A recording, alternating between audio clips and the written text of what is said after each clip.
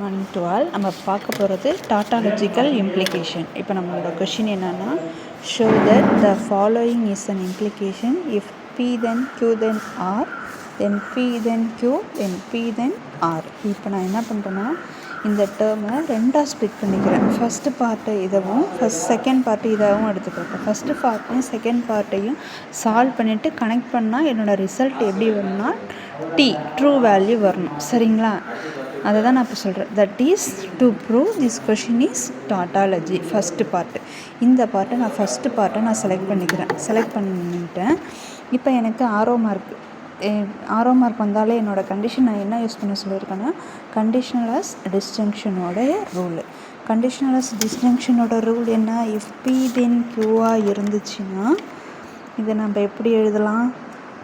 It is equivalent to negation P or Q. இப்போ இதை தான் நம்ம யூஸ் பண்ண போகிறோம். இப்போ என்னோடய பிளேஸில் பி, இந்த டேர்ம் பியும் இது கியூவாகவும் கன்சிடர் பண்ணிக்கிறேன். அப்போ நெகேஷன் கியூ ஆர் ஆர்னு வந்துச்சு. திரும்பவும் எனக்கு என்ன கண்டிஷன் வந்திருக்குன்னா, ஆரோ மார்க் வந்திருக்கு. அகைன் கண்டிஷனலஸ் டிஸ்டிங்ஷனோட ரூல் யூஸ் பண்ணுறேன். Negation P or Q term அப்படியே எடுத்து எழுதிக்கிறேன்.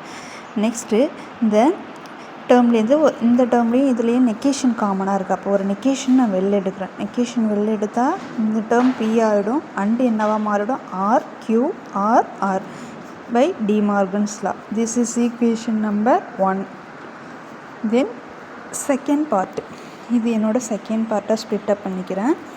செகண்ட் பார்ட்டில் என்ன இருக்குது? If P then Q then P then R. இப்போ இங்கேயும் எனக்கு ஆரோ மார்க் வந்துச்சு. அப்போ இங்கேயும் நான் என்ன யூஸ் பண்ணுறேன்? கண்டிஷனலஸ் டிஸ்டிங்ஷனோட ரூல் யூஸ் பண்ணுறேன். Negation P or Q then இங்கேயும் எனக்கு ஆரோ மார்க். அப்போ negation P or R. Again திரும்பவும் பார்த்தா எனக்கு இந்த ரெண்டு டேர்முக்கு நடுவில் என்ன இருக்குது? ஆரோ மார்க் இருக்குது. அகைன் மறுபடியும் நான் என்ன யூஸ் பண்ணுறேன்? கண்டிஷனலஸ் டிஸ்டிங்ஷனோட ரூல் தான் யூஸ் பண்ண போகிறேன். இது என்னோட பி பார்ட்டாக எடுத்துக்கிறேன். இந்த டேர்ம் என்னோட கியூ பார்ட்டாக எடுக்கிறேன். அப்போ இது பி தென் கியூவாக இதோட rule negation P or Q. அப்போ ஒரு நெகேஷன் போட்டுக்கிறேன். எனக்கு பி டேர்முக்கு பதிலாக இங்கே என்ன டேர்ம் இருக்கோ எடுத்து போடுறேன். ஆர் செகண்ட் டேர்முக்கு பதிலாக என்ன இருக்கோ என்னோடய டேர்ம் எடுத்து எழுதிக்கிறேன். அப்போ இங்கே என்ன யூஸ் பண்ணுறேன்? கண்டிஷனலஸ் டிஸ்டிங்ஷனோட ரூல் யூஸ் பண்ணிக்கிறேன். அகைன் டி மார்கன்ஸ் லா நான் யூஸ் பண்ண போகிறேன். இந்த டேர்மை நெகேஷனை நான் உள்ளே கொண்டு போகிறேன். அப்போ negation of negation P, or term என்னவாக மாறிடும்? அண்டாக மாறிடும். நெகேஷன் கியூ ஆர் நெகேஷன், இந்த டேர்ம்ஸ் எதுவும் நான் சேஞ்சஸ் பண்ணலை, அப்படியே இருக்குது by de Morgan's law. Next இங்கே ஒரு நெகேஷன், இங்கே ஒரு நெகேஷன். டபுள் நெகேஷன் படி எனக்கு ரெண்டு நெகேஷன் இருந்துச்சுன்னா அது கேன்சல் ஆகிடும். அப்போ நெகேஷன் ஆஃப் நெகேஷன் பி வந்துச்சுன்னா நான் என்ன போட்டுக்கலாம்? பி மட்டும் போட்டுக்கலாம். P and negation Q or இந்த டேர்ம் எதுவுமே சேஞ்சஸ் பண்ணல, அப்படி தான் இருக்குது. Negation P or R. அப்போ நான் இங்கே என்ன யூஸ் பண்ணியிருக்கேன்னா, டபுள் நெகேஷன் லா ரூலை எடுத்து யூஸ் பண்ணியிருக்கேன். நெக்ஸ்ட்டு நான் என்ன பண்ணுறேன்னா, என்னோடய காம்படேட்டிவ் லா இருக்கும். செகண்ட் டேர்மை ஃபஸ்ட்டாகவும் ஃபஸ்ட்டு டேர்மை செகண்டாகவும் எடுத்து சேஞ்சஸ் பண்ணிக்கிறேன். அப்போ இந்த டேர்மில் நான் காம்படேட்டிவ் லா யூஸ் பண்ணிக்கிறேன். Negation Q and P or negation P or R by using commutative law. Next இந்த டேர்மை நான் என்ன பண்ணுறேன்னா, டிஸ்ட்ரிபியூட்டிவ் லா யூஸ் பண்ணி இதை ரெண்டு டேர்மாக நான் ஸ்ப்ளிட்டப் பண்ணிவிட்டு நெகேஷன் கியூ கூட இந்த டேர்மையும் பி கூட இதையும் மல்டிப்ளை பண்ணிக்கிறேன். அப்போ negation Q or negation P or R. இப்போ எனக்கு நடுவில் என்ன சிம்பிள் இருக்குது? And simple. And P or negation P or R by using distributive law. Next நான் என்ன பண்ணுறேன்னா, எனக்கு ப்ராக்கெட்டை மாற்ற போகிறேன். இங்கேயே நெகேஷன் இருக்குது, நெகேஷன் பி இருக்கா. அப்போ நான் என்ன ரூல் யூஸ் பண்ணுறேன்னா, இந்த இடத்துல அசோசியேட்டிவ் லா யூஸ் பண்ணி என்னோடய ப்ராக்கெட் மட்டும் நான் சேஞ்சஸ் பண்ணிக்க போகிறேன். அப்போ நெகேஷன் கியூ ஆர் இங்கே ப்ராக்கெட்டை சேஞ்சஸ் பண்ணிவிட்டு negation P or R and இங்கேயும் என்னோடய அசோசியேட்டிவ் லா படி ப்ராக்கெட்டை மாற்றிப்பேன். P or negation P or R by using associative law. Next negation, இந்த ரெண்டு டேர்ம்லேயும் நான் என்ன வெளில எடுக்க போகிறேன்னா, நெகேஷன் வெளில எடுக்க போகிறேன் by using de Morgan's law. Negation வெளில எடுத்தோம்னா கியூ, நெகேஷன் கியூவில் நெகேஷன் வெளில இருந்துச்சுன்னா கியூ, ஆர் டேர்ம் என்னவாக மாறிடும்னா அண்டாக மாறிடும். நெகேஷன் பி என்னவாக மாறிடும்? பியாக மாறிடும். ஆர் ஆர் அண்ட் நமக்கு ஆல்ரெடி தெரியும். P or negation P, P or negation P by complementary law. Or condition வந்து பிஆர் நெகேஷன் பிஏ வந்துச்சுன்னா நமக்கு ட்ரூ வேல்யூ. அப்போ இந்த டேர்முக்கு பதிலாக நாங்கள் என்ன போட்டுக்கலாம், ட்ரூன்னு போட்டுக்கலாம். Or by using de Morgan's and complementary லா.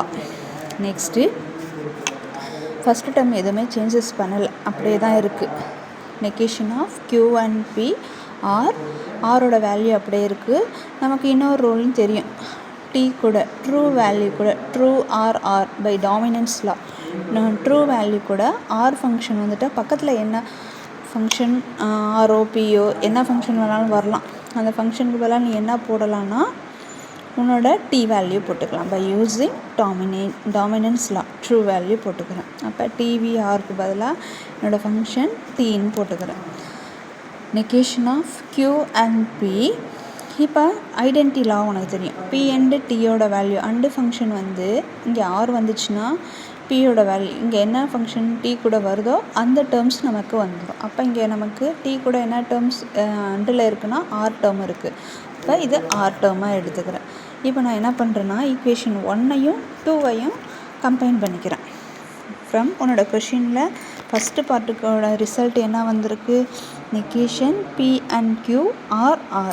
அப்போ இதை ஃபஸ்ட்டு எடுத்து எழுதிக்கிறேன். கொஷினில் என்ன இருக்குது, 2 பார்ட்டை நம்ம ஸ்ப்ளிட்டப் பண்ணியிருக்கேன். இந்த டேர்மை ஒரு பார்ட்டாகவும் இந்த பார்ட்டை ஒரு டேர்மாகவும் ஸ்ப்ளிட்டப் பண்ணிக்கிறேன். அப்போ நடுவில் எனக்கு என்ன இருக்குன்னா ஆரோ மார்க்கு, என்னோடய ஆரோ மார்க் போட்டுக்கிறேன். ஈக்குவேஷன் நம்பர் செகண்டோட ஆன்சர் என்ன வந்திருக்கு, negation Q and P R.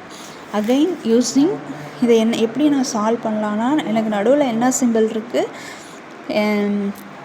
Arrow mark simple இருக்குது. ஆரோ மார்க் வந்துட்டாலே நம்ம என்ன யூஸ் பண்ண போகிறோன்னா conditional as disjunction. Again B tends to Q, this implies negation P or Q. இந்த ஃபஸ்ட்டு டேர்ம் ஃபுல்லாகவே நான் P டேர்மாக கன்சிடர் பண்ணிக்கிறேன். செகண்ட் டேர்ம் ஃபுல்லாகவே Q டேர்மாக எடுத்துக்கிறோம். நம்மளோட ஃபார்முலா படி நெகேஷன் P. அப்போ ஒரு நெகேஷனை வெளியில் போட்டுக்கிறேன். P டேர்முக்கு பதிலாக நமக்கு என்ன இருக்குது, இந்த டேர்ம்ஸ் எடுத்து போட்டுக்கிறேன். நெக்ஸ்ட்டு ஆரோட வேல்யூ போட்டுக்கிறேன். க்யூக்கு பதிலாக நமக்கு என்ன இருக்குது, க்யூக்கு பதிலாக செகண்ட் டேர்ம் இங்கே negation P and Q or. Already இப்போ இந்த டேர்மையும் கம்பேர் பண்ண போகிறேன். இங்கே ஒரு நெகேஷன் இருக்கா, நெகேஷன் P அண்ட் Q. இங்கே என்ன இருக்குது, P அண்ட் Q ஆர். அப்போ இந்த 2 டேர்மும் நான் பார்க்குறப்ப எனக்கு சேமாக தான் இருக்குது. சரியா, என்ன டிஃப்ரெண்ட் இதில் ஒன்றுனா இந்த நெகேஷன் மட்டும்தான். இப்போ என்னோடய ஃபார்மேட் எப்படி இருக்குன்னா நெகேஷன் P ஆர் P அந்த ஃபார்மேட்டுக்கு வந்துருச்சு. ஆல்ரெடி உனக்கு தெரியும் negation P or P by complementary law use பண்ணால் உன்னோட வேல்யூ என்னன்னா T. அப்போ it is equivalent to T value. Okay, thank you.